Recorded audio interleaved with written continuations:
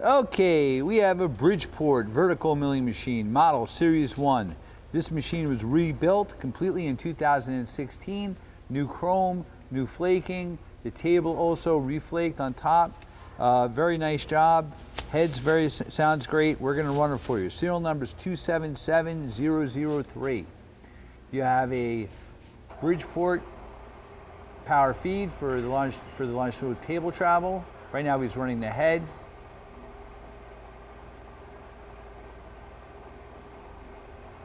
He's feeding it down,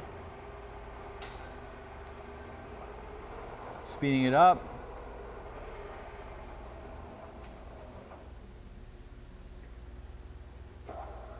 Low range, the high part of the low range, nice and quiet. Machine has an R8 spindle.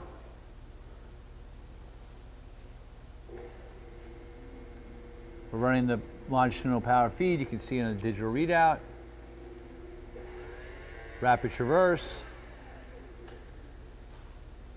Other direction. Also rapid. You have the Y-axis also. Yep, you can see it on the digital readout. And you have the Z handle for the knee. Okay. So everything moves, everything's nice. You also have one-shot lubrication, again in chrome ways. Nice machine. Thank you for watching the video.